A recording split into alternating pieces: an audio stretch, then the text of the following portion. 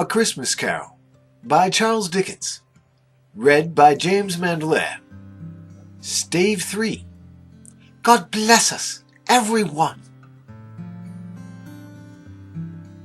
Stave 3. The second of the three spirits.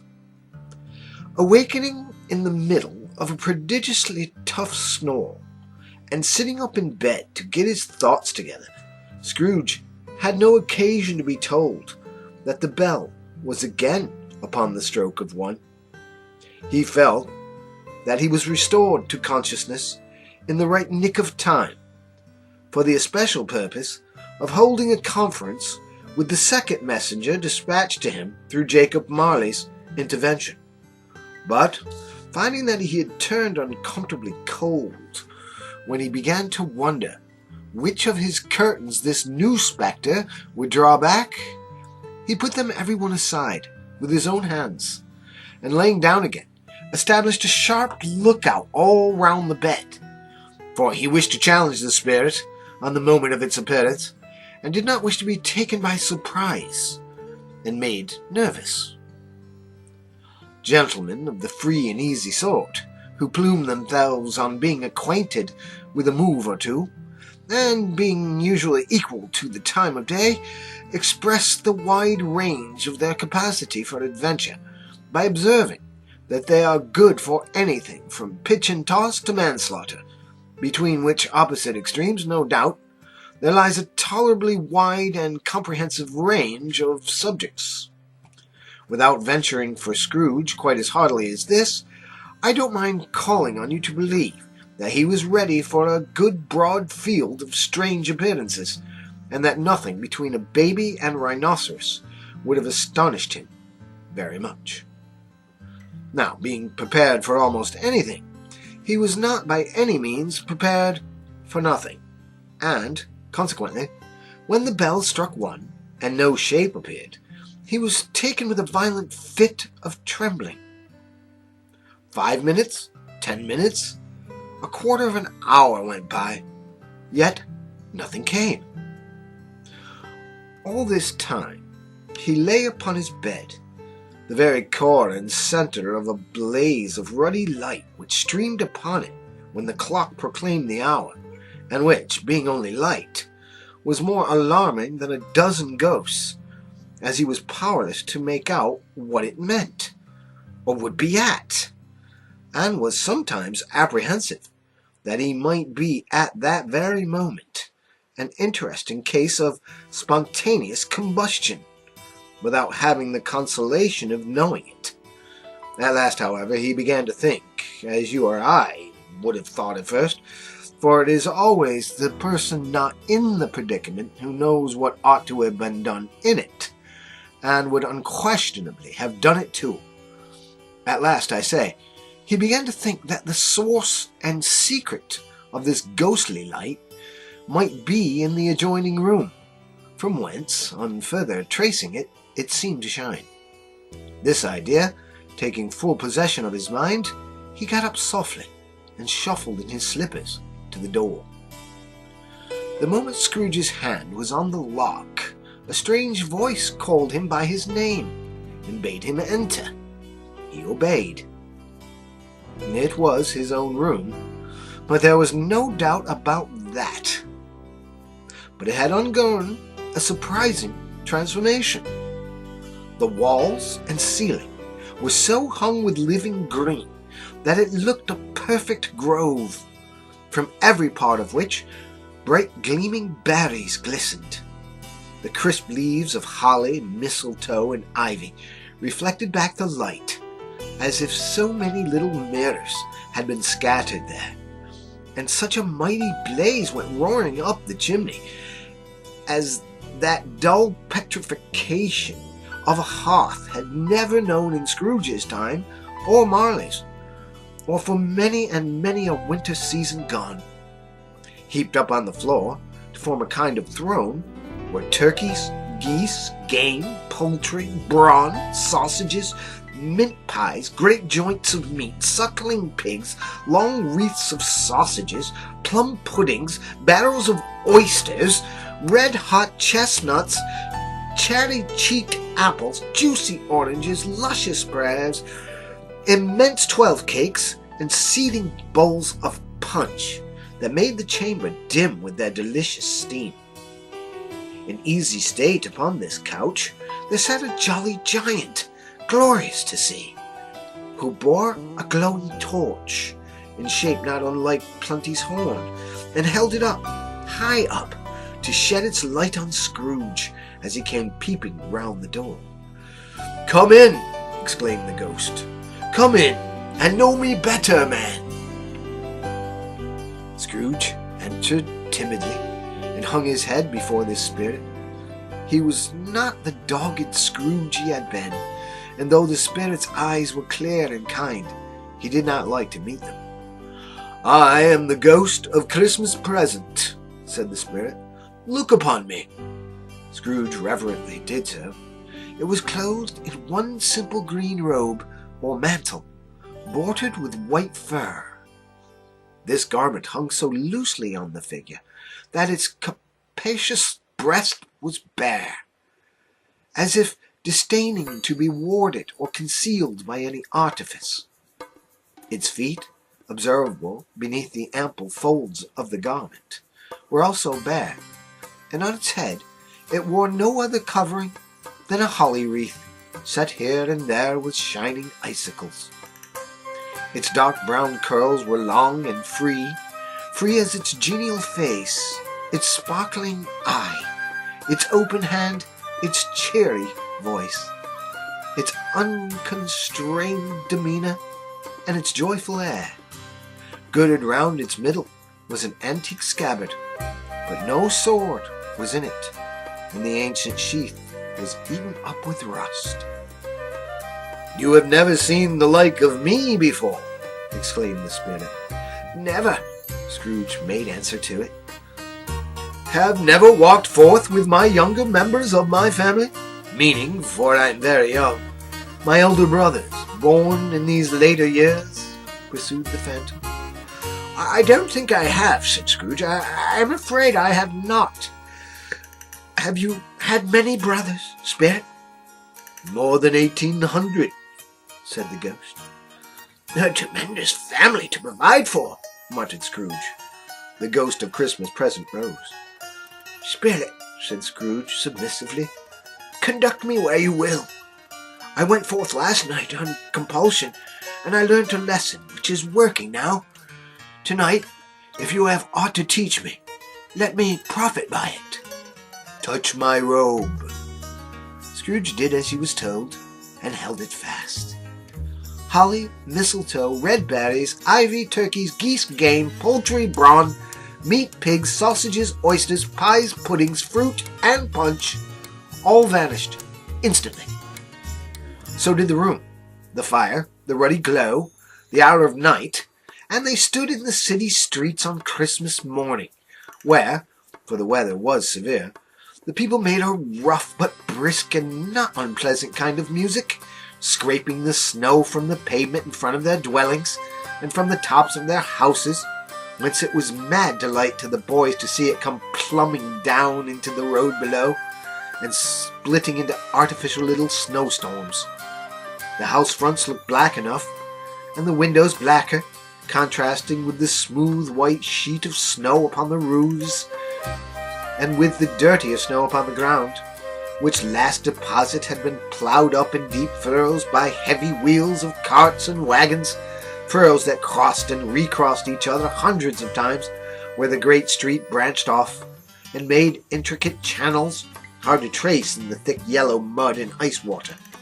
The sky was gloomy, and the shortest streets were choked up with a dingy mist, half thawed, half frozen, whose heavier particles descended in a shower of sooty atoms, as if all the chimneys of Great Britain had by one consent caught fire, and were blazing away to their heart's content. There was nothing very cheerful in the climate or the town, and yet there was an air of cheerfulness abroad that the clearest summer air and brightest summer sun might have endeavoured to diffuse in vain.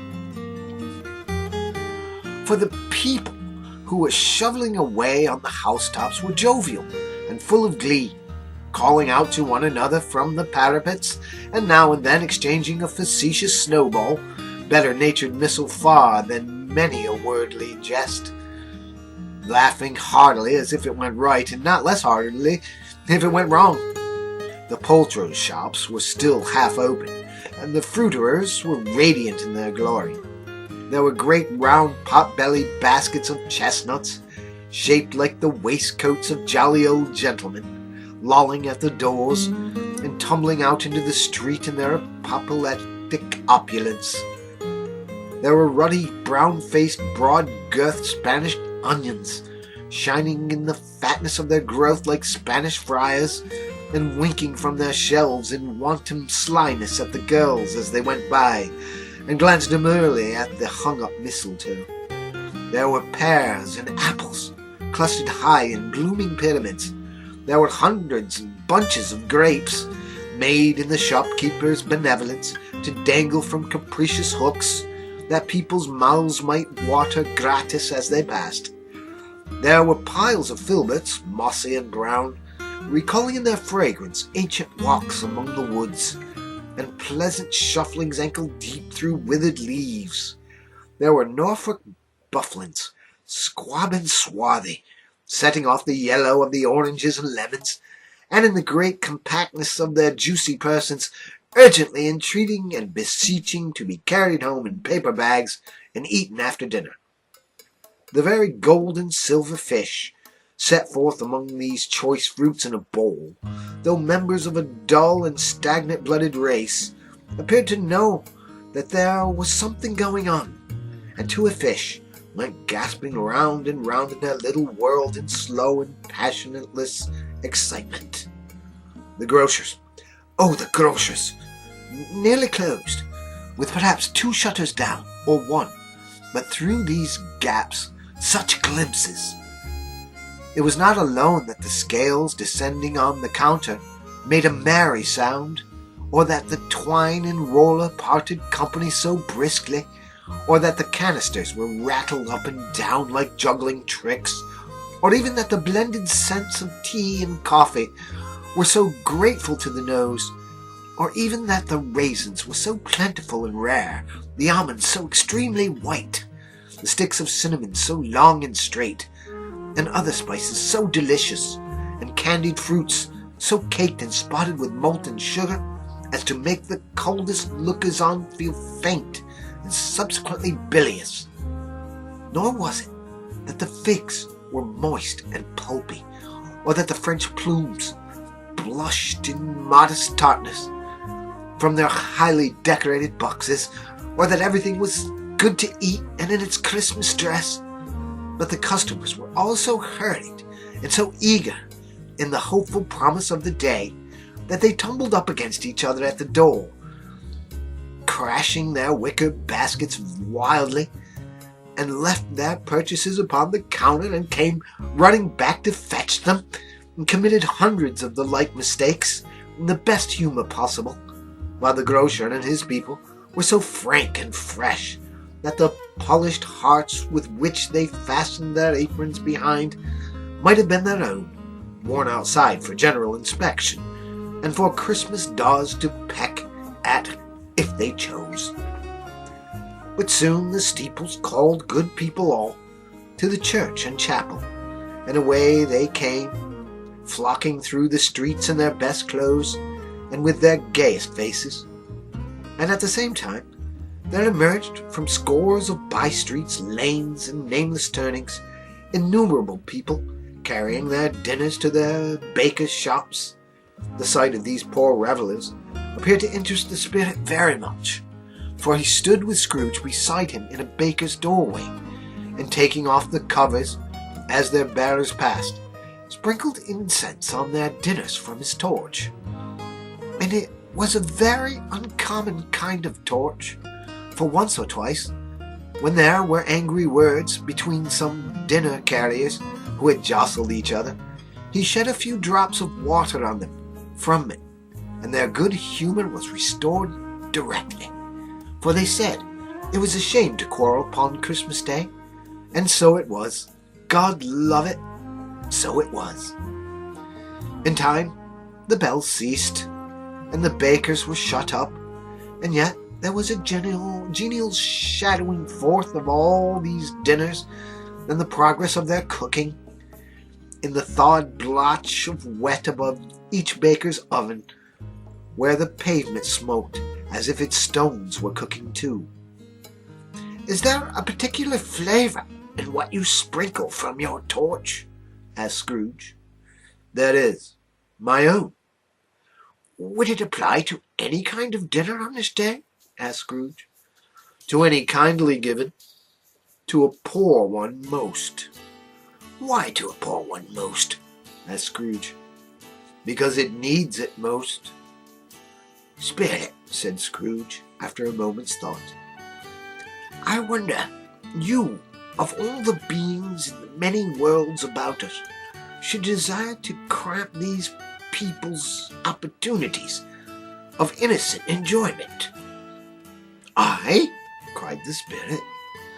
"You would deprive them of their means of dining every 7th day, often the only day on which they can be said to dine at all," said Scrooge. "Wouldn't you?"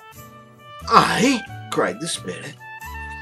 "You seek to close these places on the 7th day," said Scrooge, "and it comes to the same thing."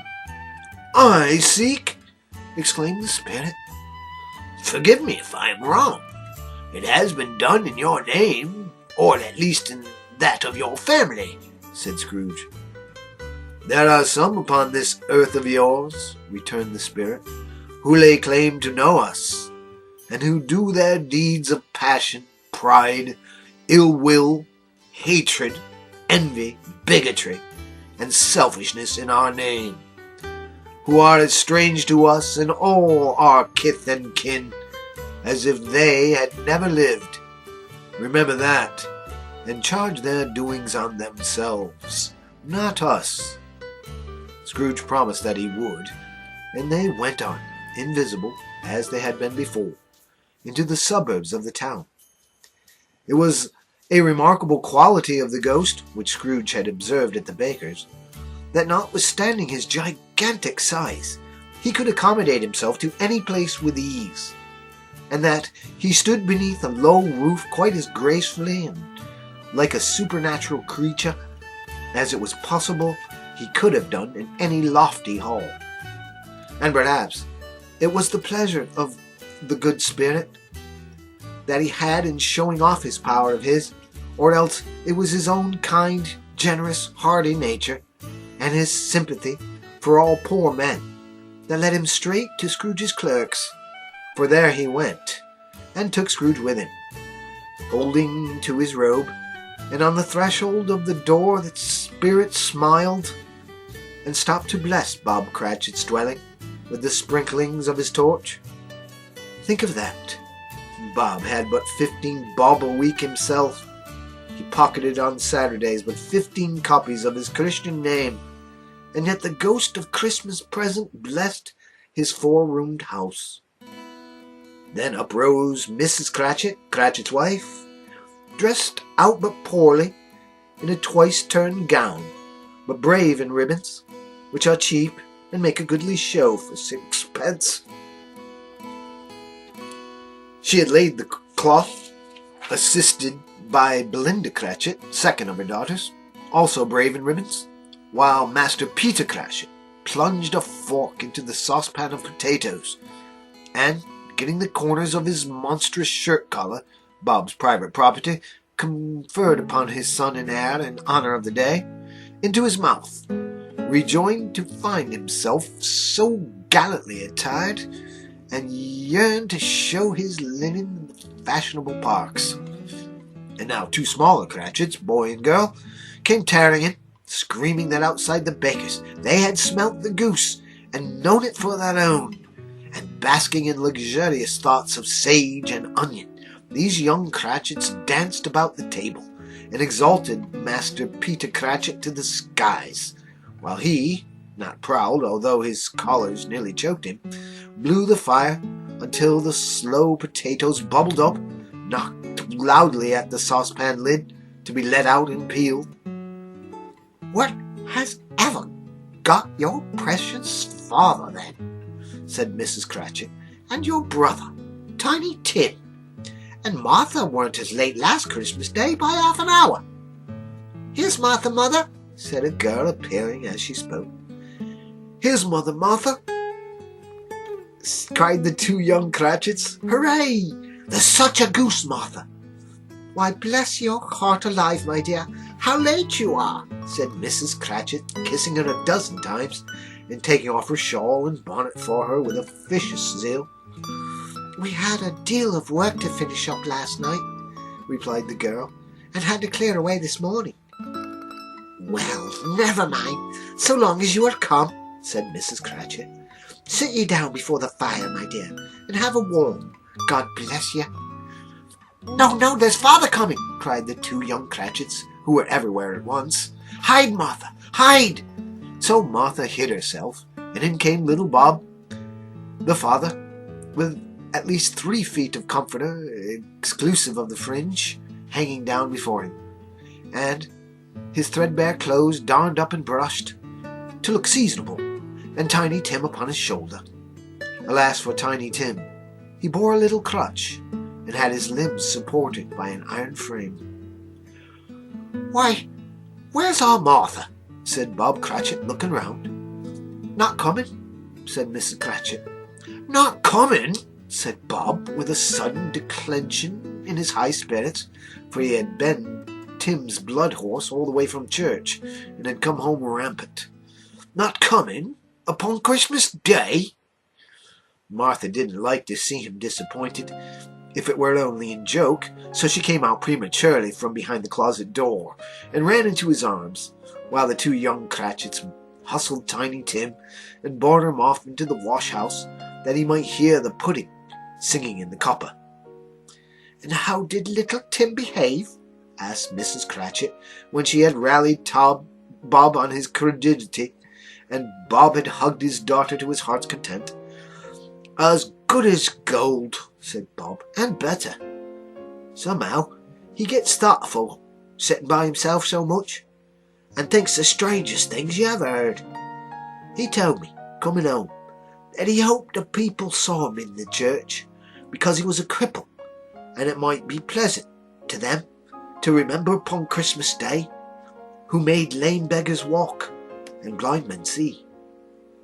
Bob's voice was tremulous when he told him this, and trembled more when he said that Tiny Tim was growing strong and hearty.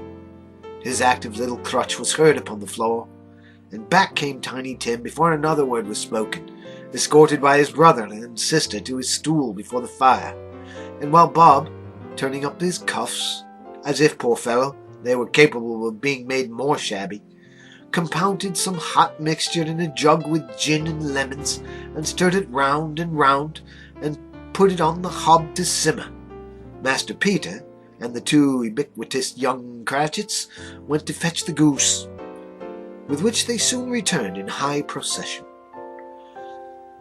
Such a bustle ensued that you might have thought a goose the rarest of all birds, a feathered phenomenon, to which a black swan was a matter of course, and in truth it was something very like it in that house.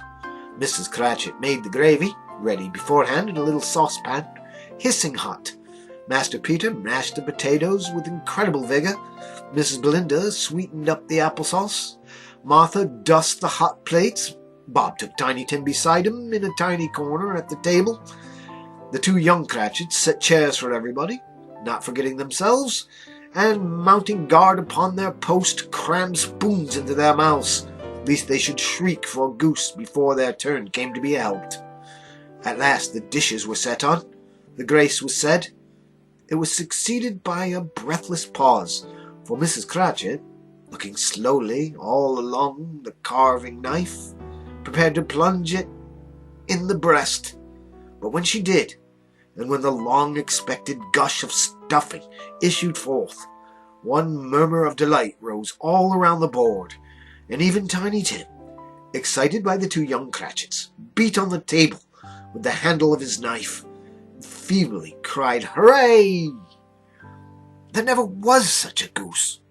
Bob said he didn't believe there ever was such a goose cooked. Its tenderness and flavour, size and cheapness, were the themes of universal admiration. Eked out by applesauce and mashed potatoes, it was a sufficient dinner for the whole family. Indeed, as Mrs. Cratchit said with great delight, surveying one small atom of a bone upon the dish, they hadn't ate it all at last. Yet every one had had enough, and the youngest Cratchits in particular were steeped in sage and onions to the eyebrows. But now, the plates being changed by Miss Belinda, Mrs. Cratchit left the room alone, too nervous to bear witness, to take the pudding up and bring it in. Suppose it should not be done enough. Suppose it should break in turning out. Suppose somebody should have got over the wall of the backyard and stolen it while they were merry with the goose. A supposition at which the two young Cratchits became livid. All sorts of horrors were supposed. Hello! A great deal of steam. The pudding was out of the copper. A smell like a washing day. That was the cloth. A smell like an eating house and a pastry cook's next door to each other, with a laundress's next door to that. That was the pudding. In half a minute Mrs. Cratchit entered, flushed, but smiling proudly, with the pudding, like a speckled cannonball, so hard and firm, blazing in half a quartern of ignited brandy, and bedight with Christmas holly stuck in the top. Oh, a wonderful pudding, Bob Cratchit said, and calmly too, that he regarded as the greatest success achieved by Mrs. Cratchit since their marriage. Mrs. Cratchit said that now the weight was off her mind, she would confess she had had her doubts about the quality of the flour. Everybody had something to say about it, but nobody said or thought it was at all a small pudding for a large family. It would have been flat heresy to do so. Any Cratchit would have blushed to hint at such a thing. At last the dinner was all done, the cloth was cleared, the hearth swept, and the fire made up. The compound in the jug being tasted and considered perfect, apples and oranges were put upon the table, and a shovelful of chestnuts on the fire. Then all the Cratchit family drew round the hearth in what Bob Cratchit called a circle, meaning half a one, and at Bob Cratchit's elbow stood the family display of glass, 2 tumblers, and a custard cup without a handle.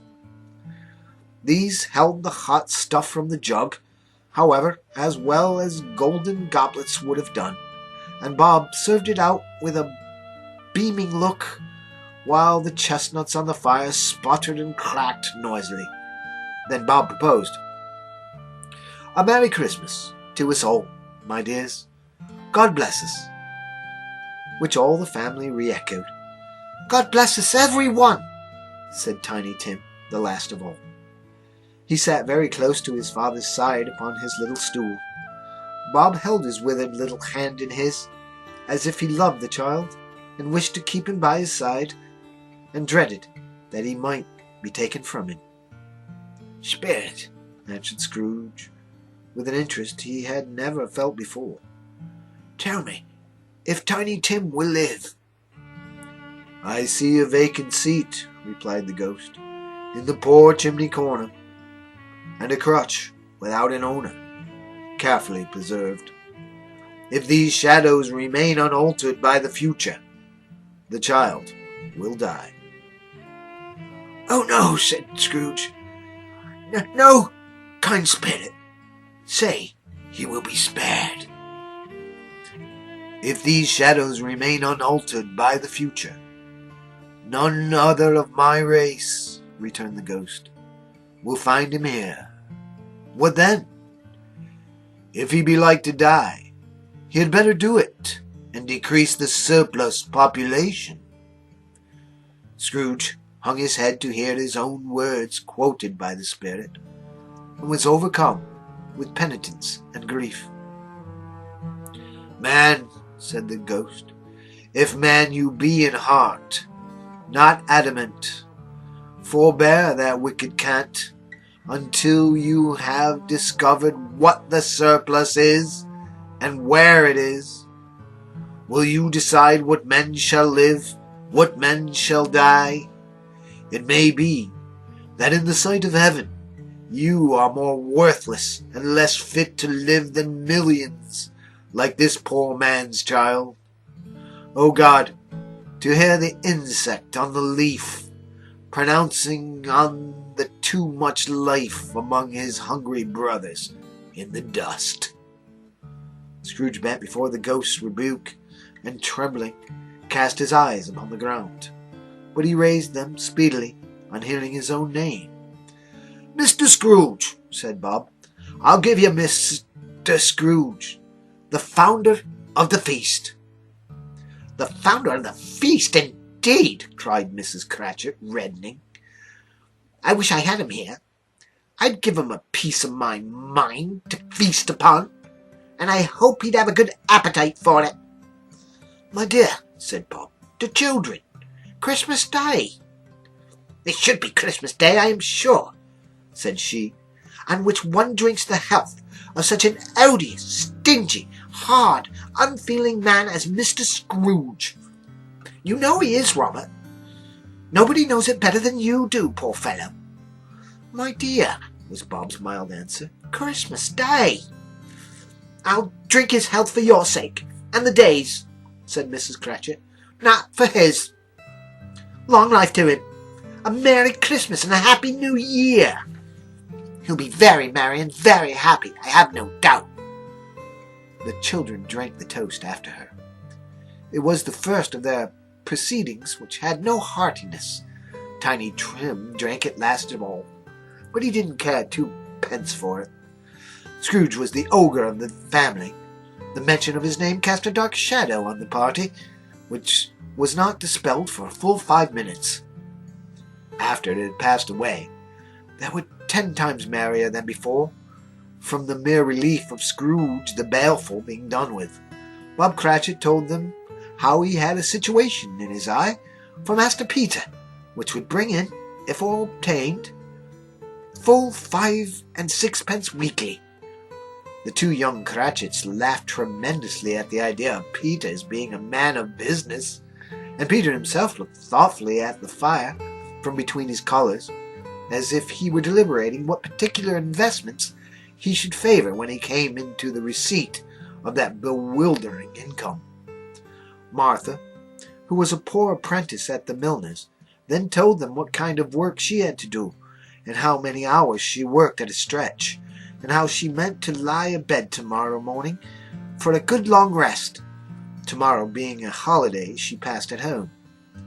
Also, how she had seen a countess and a lord some days before, and how the lord was much about as tall as Peter, at which Peter pulled up his collars so high that you couldn't have seen his head if you'd been there. All this time the chestnuts and the jug went round and round, and by the by they had a song about a lost child travelling in the snow from Tiny Tim, who had a plaintive little voice, and sang it very well indeed. There was nothing of high mark in this. They were not a handsome family. They were not well dressed. Their shoes were far from being waterproof. Their clothes were scanty, and Peter might have known, and very likely did, the inside of a pawnbroker's. But they were happy, grateful, pleased with one another, and contented with the time. And when they faded, and looked happier yet in the bright sprinkling of the spirit's torch at parting, Scrooge had his eyes upon them, and especially on Tiny Tim, until the last. By this time it was getting dark, and snowing pretty heavily, and as Scrooge and the spirit went along the streets, the brightness of the roaring fires in kitchens, parlours, and all sorts of rooms was wonderful. Here the flickering of the blaze showed preparations for a cosy dinner, with hot plates baking through and through before the fire, and deep red curtains ready to be drawn to shut out cold and darkness. There all the children of the house were running out into the snow to meet their married sisters, brothers, cousins, uncles, aunts, and be the first to greet them. Here again were shadows on the window blind of guests assembling, and there a group of handsome girls, all hooded and fur-booted, and all chattering at once, tripped lightly off to some near neighbour's house, where, woe upon the single man who saw them enter, artful witches, well they knew it in a glow. But if you had judged from the numbers of people on their way to friendly gatherings, you might have thought that no one was at home to give them welcome when they got there, instead of every house expecting company and piling up its fires half-chimney high. Blessings on it, how the ghost exulted, how it bared its breadth of breast, and opened its capacious palm, and floated on, outpouring with a generous hand its bright and harmless mirth on everything within its reach. The very lamplighter, who ran on before, dotting the dusky streets with specks of light, and who was dressed to spend the evening somewhere, laughed out loudly as the spirit passed, though little kenned the lamplighter that he had any company but Christmas.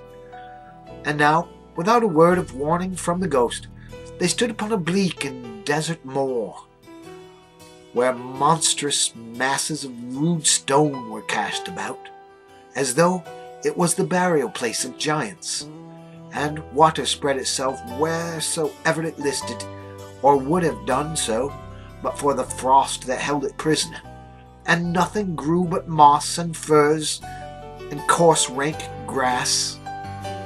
Down in the west the setting sun had left a streak of fiery red, which glared upon the desolation for an instant like a sullen eye, and frowning lower, lower yet, was lost in the thick gloom of darkest night. "What place is this?" asked Scrooge. "A place where miners live, who labour in the bowels of the earth," returned the spirit. "But they know me. See!" A light shone from the window of a hut, and swiftly they advanced toward it. Passing through the wall of mud and stone, they found a cheerful company assembled round a glowing fire. An old man and woman, with their children and their children's children, and another generation beyond that, all decked out gaily in their holiday attire. The old man, in a voice that seldom rose above the howling of the wind upon the barren waste, was singing them a Christmas song. It had been a very old song when he was a boy, and from time to time they all joined in the chorus. So surely as they raised their voices, the old man got quite blithe and loud, and so surely as they stopped, his vigour sank down again. The spirit did not tarry here, but bade Scrooge hold his robe, and passing on above the moor, sped. Whither? Not to see. To see! To Scrooge's horror, looking back, he saw the last of the land, and frightful range of rocks behind them, and his ears were deafened by the thundering of water as it rolled and roared and raged among the dreadful caverns it had worn, and fiercely tried to undermine the earth. Built upon a dismal wreath of sunken rocks, some league or so from shore, on which the waters chafed and dashed the wild year through, there stood a solitary lighthouse. Great heaps of seaweed clung to its base, and storm birds, born of the wind one might suppose, as seaweed of the water, rose and fell about it, like the waves they skimmed. But even here, two men who watched the light had made a fire, that through the loophole in the thick stone wall shed out a ray of brightness on the awful sea. Joining their horny hands over the rough table at which they sat, they wished each other Merry Christmas in their can of grog, and one of them, an elder too, with his face all damaged and scarred with hard weather, as a figurehead of an old ship might be, struck up a sturdy song that was like a gale in itself. Again the ghost sped on, above the black and heaving sea, on, until being far away, as he told Scrooge, from any shore, they lighted on a ship. They stood beside the helmsman at the wheel, the lookout in the bow, the officers who had the watch, dark ghostly figures in their several stations, but every man among them hummed a Christmas tune, or had a Christmas thought, or spoke below his breath to his companion of some long-gone Christmas day, with homeward hopes belonging to it. And every man on board, waking or sleeping, good or bad, had had a kinder word for another on that day than on any other day in the year, and had shared to some extent in its festivities, and had remembered those he cared for at a distance, and had known that they delighted to remember him. It was a great surprise to Scrooge, while listening to the moaning of the wind, and thinking what a solemn thing it was to move on through the lonely darkness over an unknown abyss, whose depths were secrets as profound as death.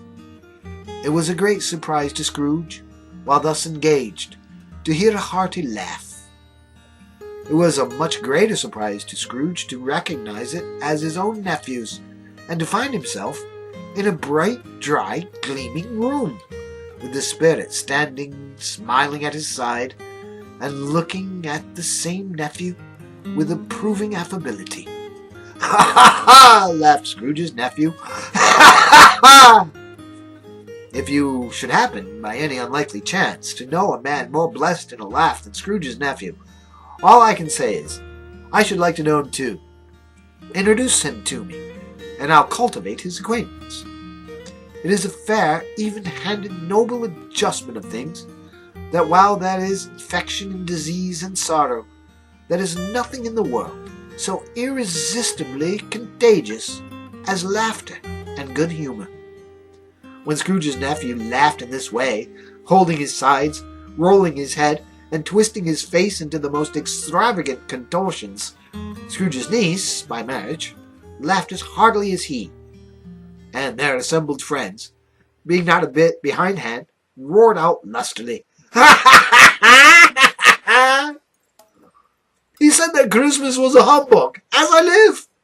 cried Scrooge's nephew, "and he believed it too." "More shame for him, Fred," said Scrooge's niece, indignantly.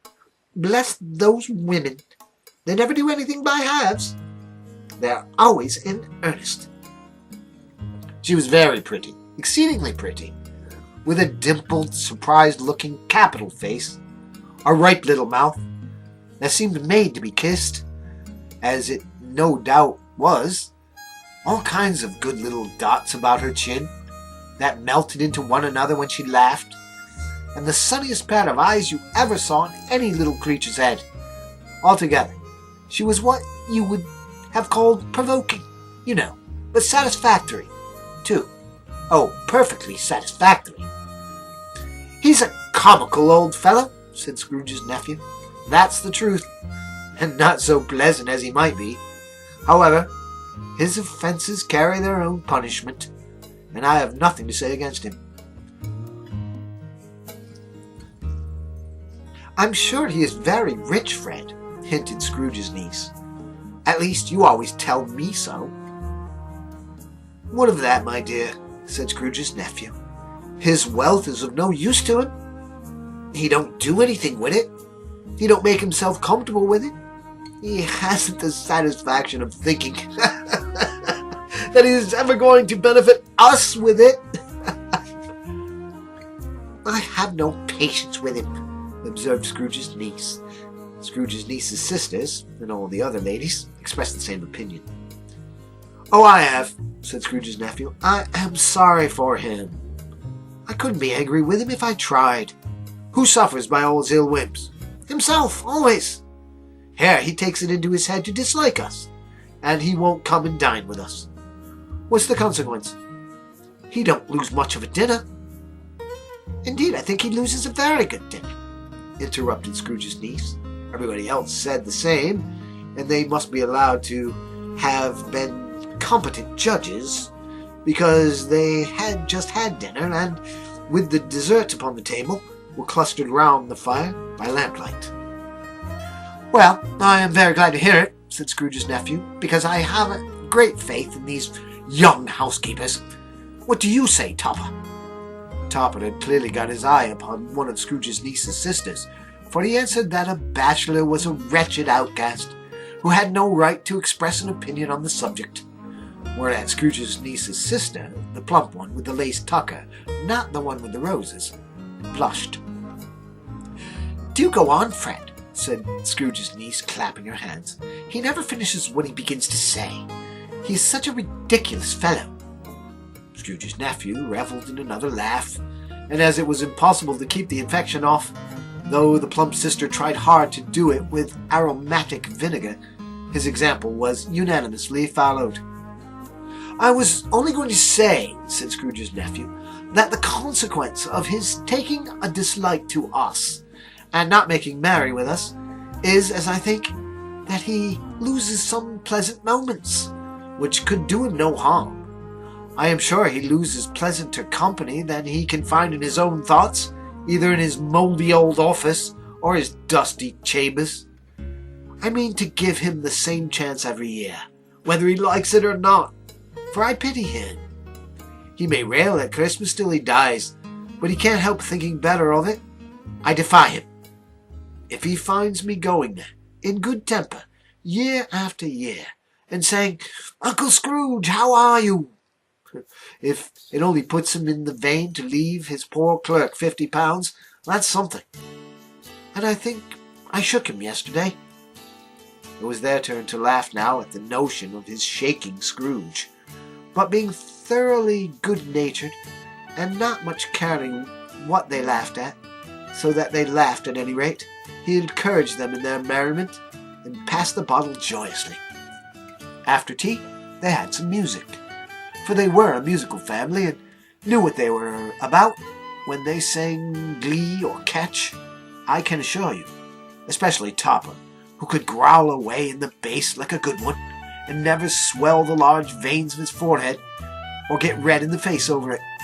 Scrooge's niece played well upon the harp, and played, among other tunes, a simple little air, a mere nothing you might learn to whistle in about 2 minutes, which had been familiar to the child who fetched Scrooge from the boarding school, as he had been reminded by the ghost of Christmas past. With this strain of music sounded, all the things that ghost had shown him came upon his mind. He softened more and more, and thought that if he could have listened to it often, years ago, he might have cultivated a kindness of life for his own happiness with his own hands, without resorting to the Saxon spade that buried Jacob Marley. But they didn't devote the whole evening to music. After a while they played at forfeits, for it is good to be children sometimes, and never better than at Christmas, when its mighty founder was a child himself. Stop! There was first a game of blind man's bluff. Of course there was. And I no more believe Topper was really blind than I believe he had eyes in his boots. My opinion is that it was a done thing between him and Scrooge's nephew, and that the ghost of Christmas present knew it. The way he went after that plump cistern in the lace tucker was an outrage on the credulity of human nature, knocking down the fire irons, tumbling over the chairs, bumping against the piano, smothering himself among the curtains. Wherever she went, there he went. He always knew where the plump sister was. He wouldn't catch anyone else. If you had fallen up against him, as some of them did, on purpose, he would have made a feint of endeavouring to seize you, which would have been an affront to your understanding, and would instantly have sidled off in the direction of the plump sister. She often cried out that it wasn't fair, and it really was not. But when at last he caught her, when, in spite of all her silken rustlings and her rapid flutterings past him, he got her into a corner, whence there was no escape. Then his conduct was the most execrable.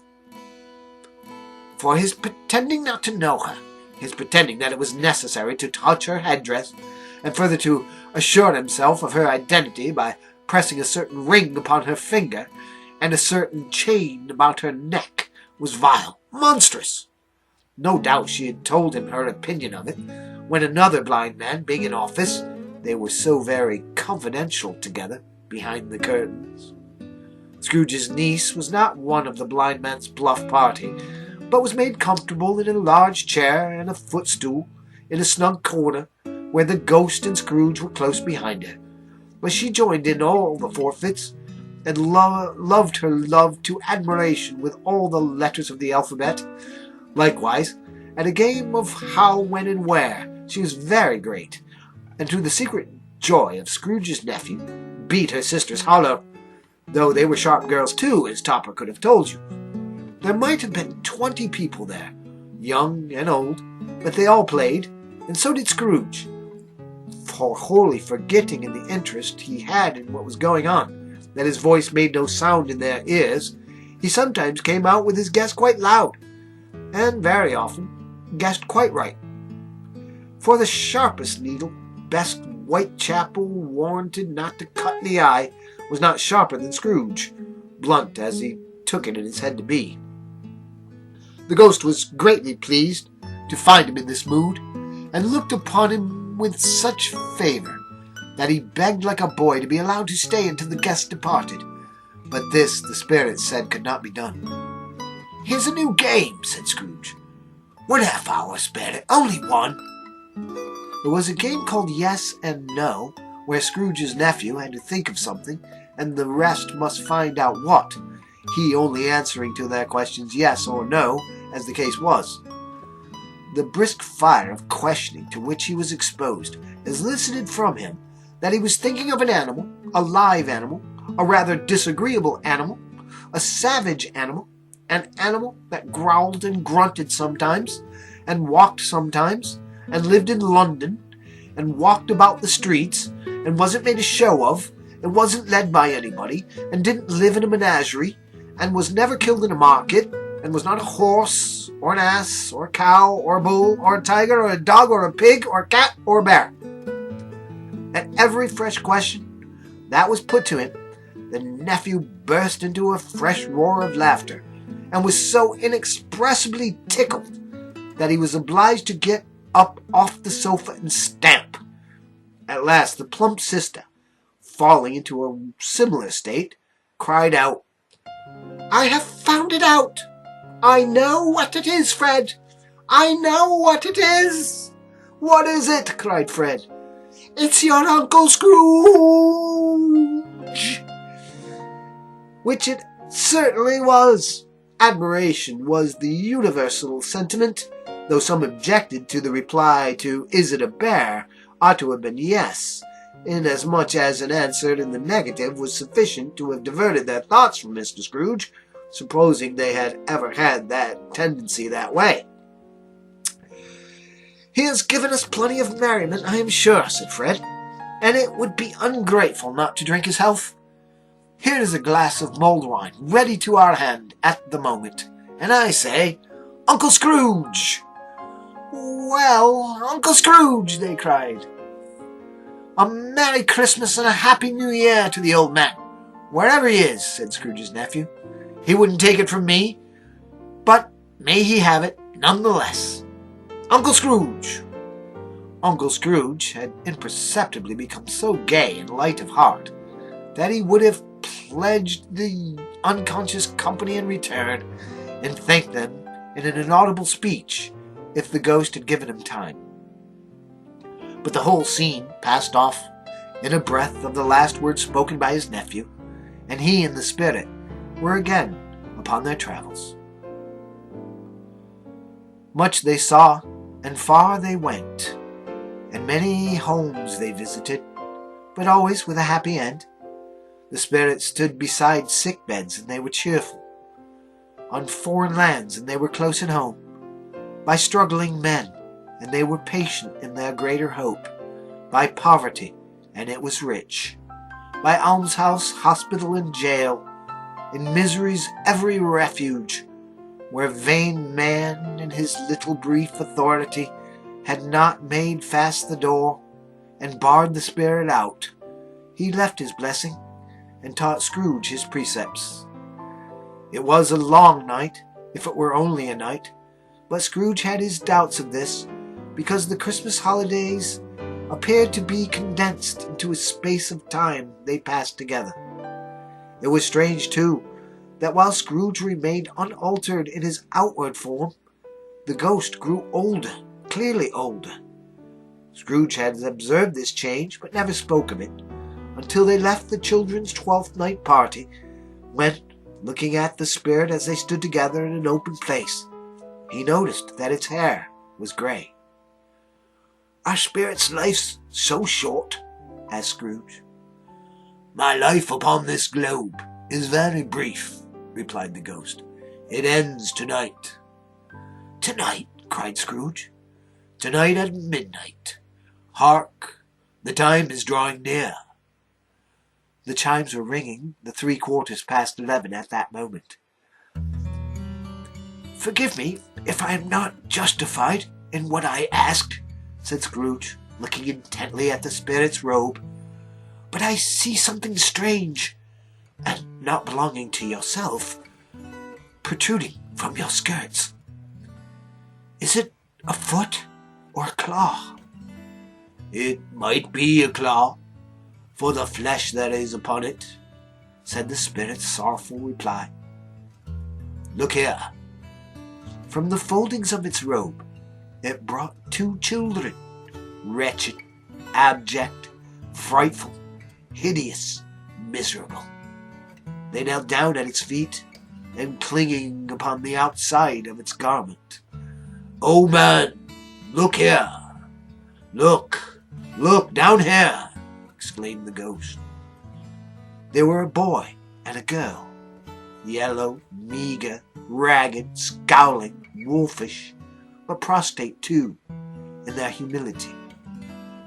Where graceful youth should have filled their features out, and touched them with its freshest tints, a stale and shriveled hand, like that of age, had pinched and twisted them, and pulled them into shreds. Where angels might have sat enthroned, devils lurked, and glared out menacing. No change, no degradation, no perversion of humanity in any grade, through all the mysteries of wonderful creation, has monsters half so horrible and dread. Scrooge started back appalled, having them shown to him in this way. He tried to say, they were fine children, but the words choked themselves, rather than be parties to a lie of such enormous magnitude. "Spirit, are they yours?" Scrooge could say no more. "They are man's," said the spirit, looking down upon them, "and they cling to me, appealing from their fathers. This boy is ignorance, this girl is want. Beware them both, and all of their degree, but most of all beware this boy, for on his brow I see that written which is doom, unless the writing be erased." "Deny it," cried the spirit, stretching out its hand toward the city. "Slander those who tell it ye. Admit it for your factious purposes, and make it worse, and abide the end." "Have they no refuge or resource?" cried Scrooge. "Are there no prisons?" said the spirit, turning on him for the last time with his own words. "Are there no workhouses?" The bell struck 12. Scrooge looked about him for the ghost, and saw it not. As the last stroke ceased to vibrate, he remembered the prediction of old Jacob Marley, and lifting up his eyes, beheld a solemn phantom, draped and hooded, coming like a mist along the ground toward him.